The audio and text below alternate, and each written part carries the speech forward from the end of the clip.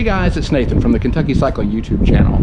We are in Florida where we're going to ride the Florida Coast to Coast Trail. We're in St. Petersburg with the beautiful Tampa Bay right behind me here, which feeds out to the Gulf, and we're going to ride east towards Titusville over to the Atlantic coast through a series of a network which is known as the Florida Coast to Coast Trail. So it's a series of multi-use trails, most of which are actually connected to go from here all the way over to the Atlantic. At the time of this video, the trail is about 85% complete, so there will be some gaps, and we actually are going to approach this as a bikepacking trip. So we will be camping. The way we approach this is we drove down from Kentucky to Atlanta, met up with our friend Tom, and then came all the way down to Titusville yesterday.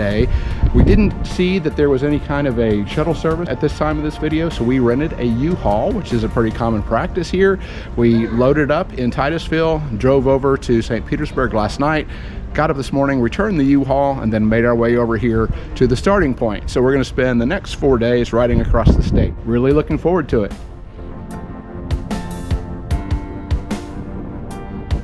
Given that this trail system consists of upwards to 20 different trails, connectors, and gaps where you're riding on the road, this experience felt like a hybrid of other trips that I've done, falling somewhere in between the logistical simplicity of a single dedicated rail trail and a more navigation-intensive multi-day road tour. Over the course of the ride, we would come to appreciate the different qualities of each trail, starting with the Pinellas Trail, which was created along a portion of an abandoned railroad, which we followed for the majority of our day one journey.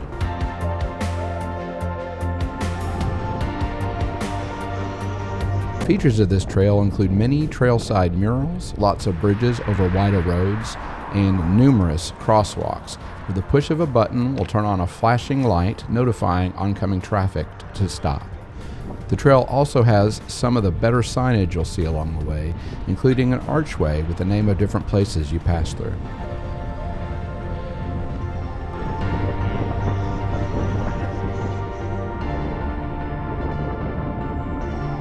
The Pinellas Trail provided us with our first signs of wildlife in the form of shorebirds like seagulls, pelicans, and a big flock of ibises at our first rest stop at Blossom Lake Park in Seminole.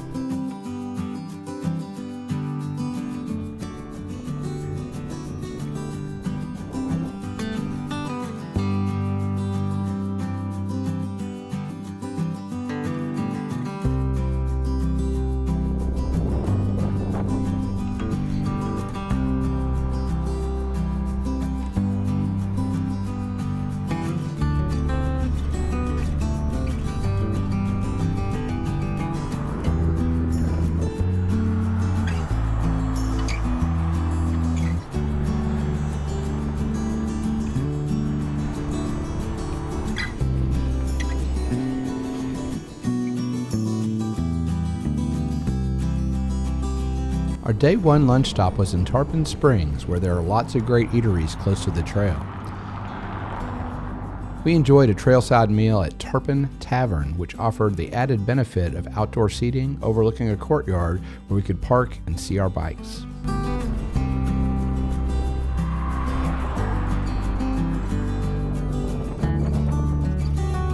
"44 miles in, and we're getting off the Pinellas Trail and continuing on to the Coast to Coast Trail over here." That intersection was actually one of the few times we saw a sign directing us to be able to continue along the Coast to Coast Trail. And in looking at maps, I think the local trail name was probably either the Tri-County Trail or Starkey Trail. In any case, I wouldn't suggest relying upon signage to help you find your way across the state. Rather, I'd encourage you to plan out your route and be prepared to find conditions on the ground may be a little different than what maps show, as newly developed trail sections may yet to have been added.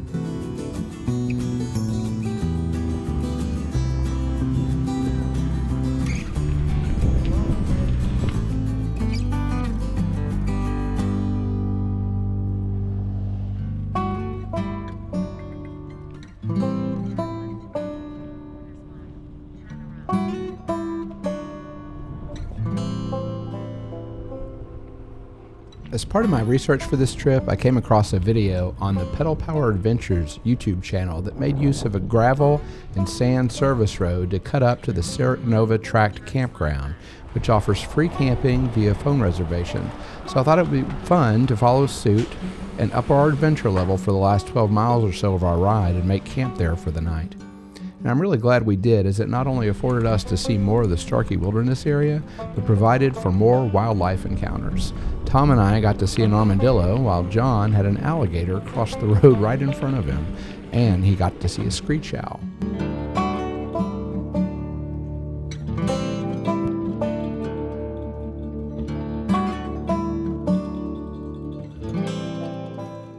After breaking camp the next morning, we exited the campground and headed east on State Highway 52 to join the Suncoast Trail.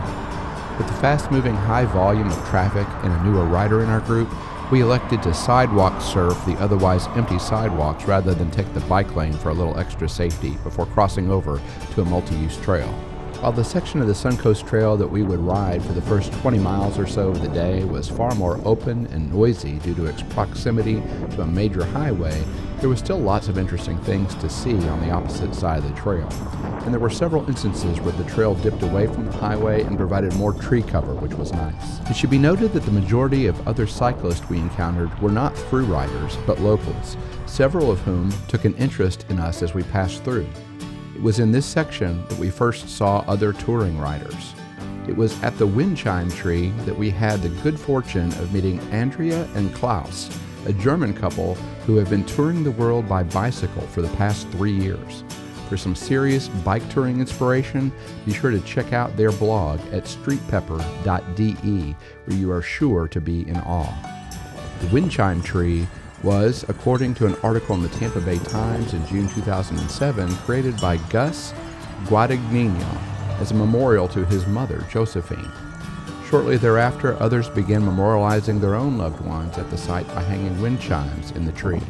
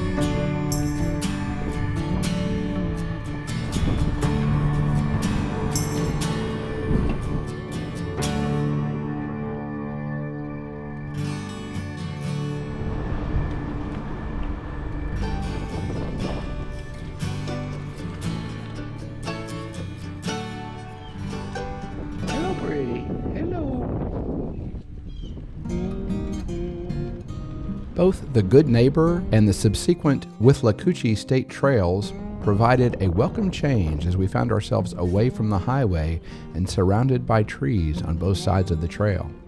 The old railroad corridor dates back to the heyday of lumberjacks felling the yellow pine and sending them off to the sawmills.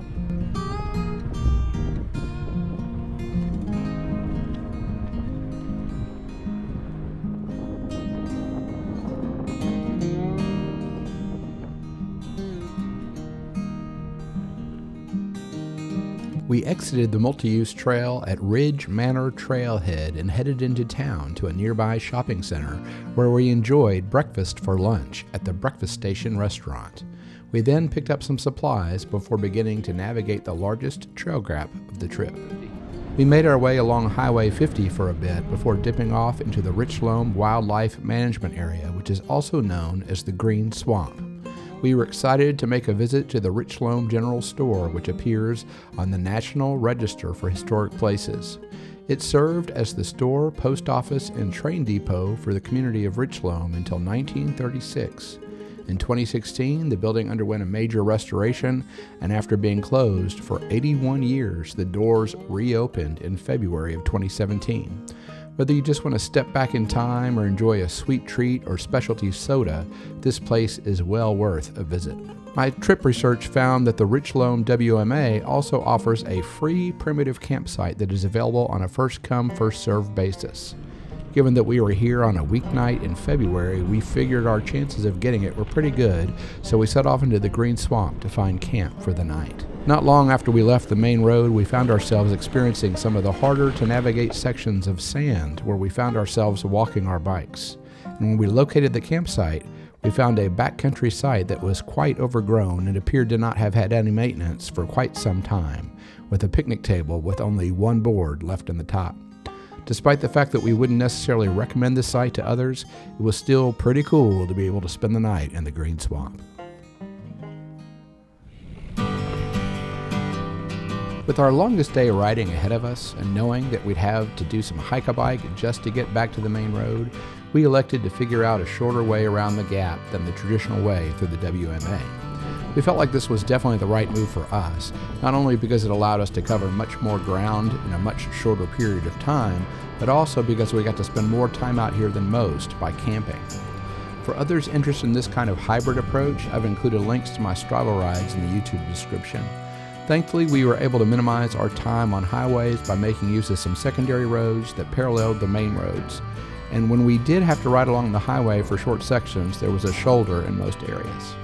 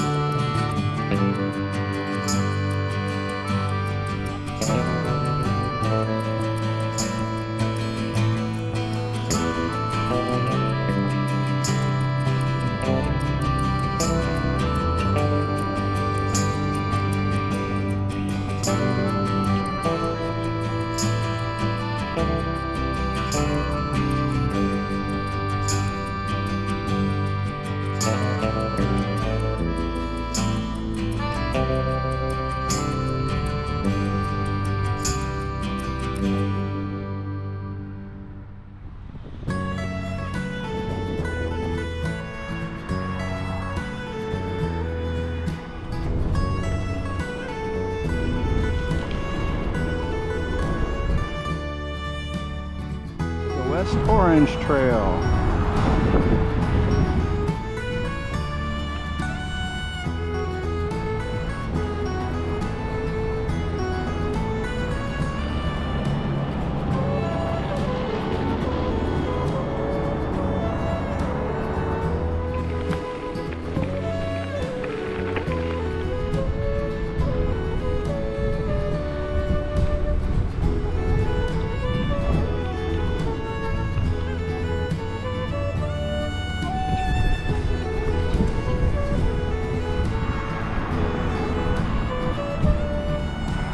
City Hall.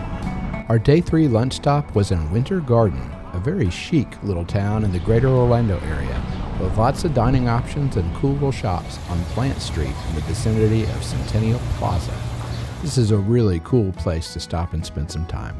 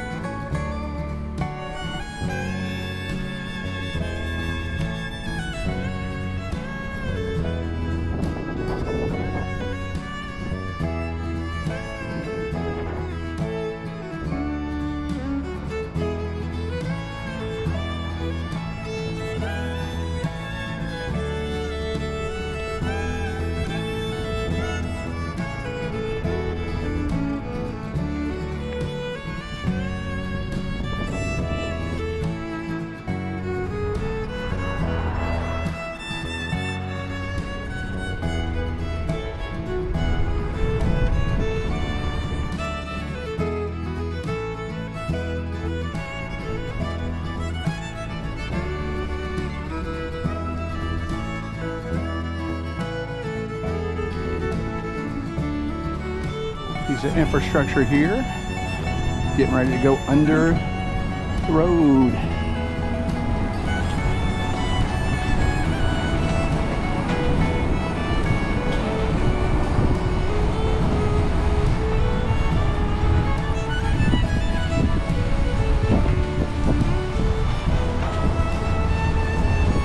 Since 2012, Jeff Songson has painted murals along several miles of the trail, particularly in the Longwood area.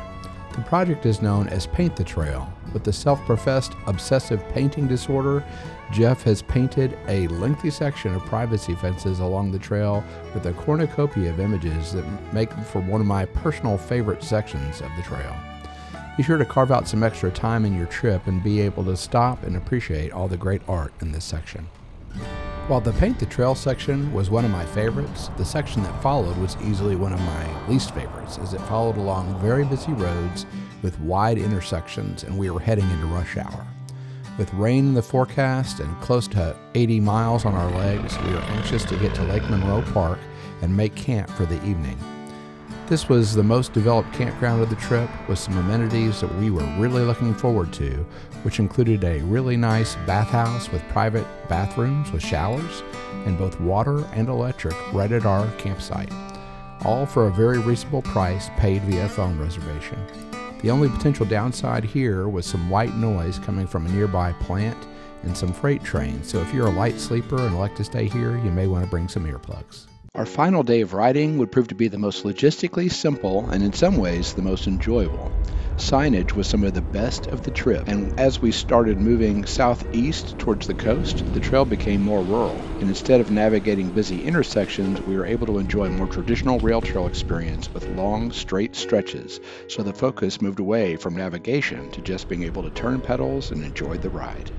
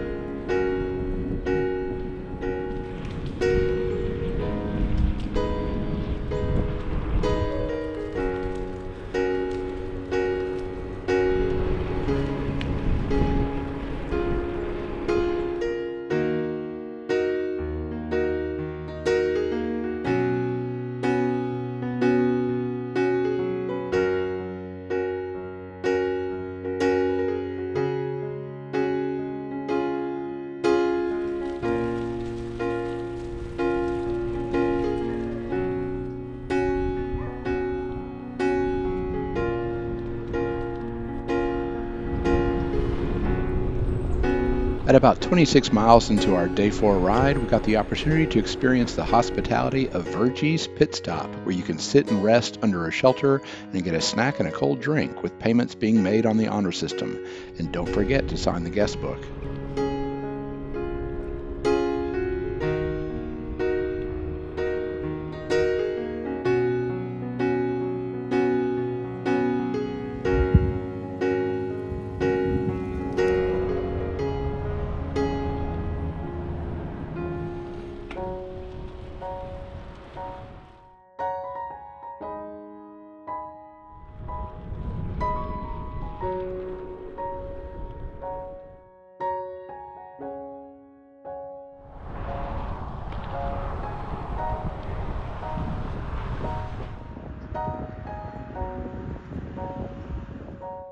By lunchtime, we had returned back to Titusville.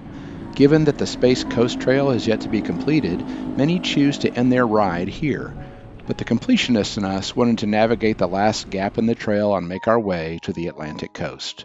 And so, after we enjoyed a lunch at the Tree of Life Cuban Bakery and Restaurant, we made our way over to the Welcome Center, where our vehicle was parked to offload bags and lighten our load before heading out to the coast and back.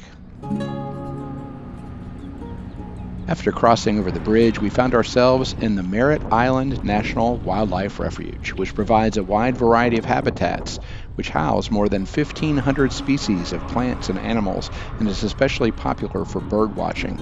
While biking is allowed on park roads, it is far from ideal.